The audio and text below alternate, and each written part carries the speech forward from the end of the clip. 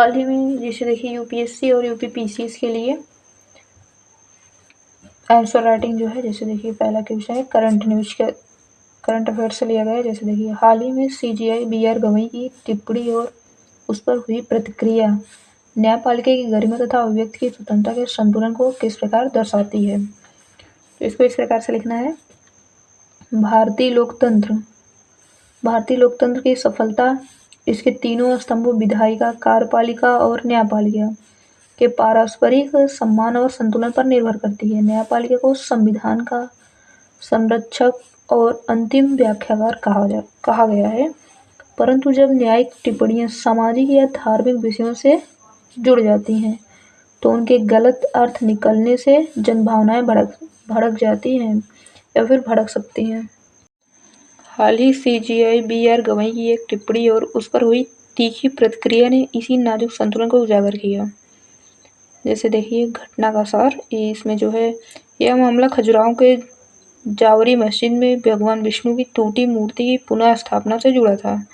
सुनवाई के दौरान सीजीआई गवई ने हंसी मजाक के लहजे में कहा, अगर आप भगवान विष्णु के इतने बड़े भक्त हैं तो उनसे ही प्रार्थना कीजिए कि वह खुद कुछ करें।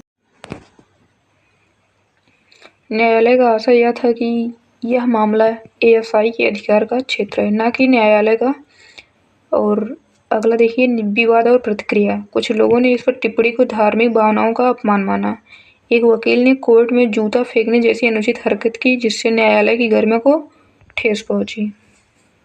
बाद में सीजीआई गवई ने स्पष्ट किया कि उनका उद्देश्य किसी धर्म या देवता का अपमान करना नहीं था। संवैधानिक विश्लेषण क्या है इसमें? अनुच्छेद 19(1)(a) नागरिकों को अभिव्यक्ति की स्वतंत्रता देता है, परंतु अनुच्छेद 19 तो इसके युक्ति संगत प्रतिबंध तय करता है, जैसे सार्वजनिक व्यवस्था, शालीनता और न्यायालय की अवमानना। जूता फेंकना या हिंसक विरोध इस स्वतंत्रता के दायरे में नहीं आता, क्योंकि यह संविधान के अनुशासन का उल्लंघन है। नैतिक पक्ष क्या है इसमें?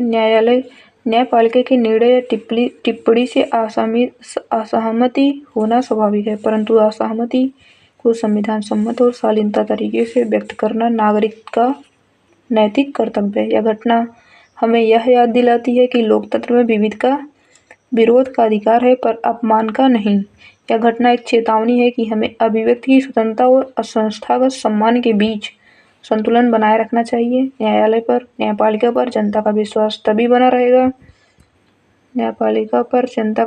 तभी बना रह सकता है जब उसके निर्णय और न्यायाधीशों की गरिमा का संरक्षण किया जाए। अब ये निष्कर्ष है, लोकतंत्र की शक्ति आलोचना में नहीं बल्कि संवाद और शालीन विरोध में निहित है।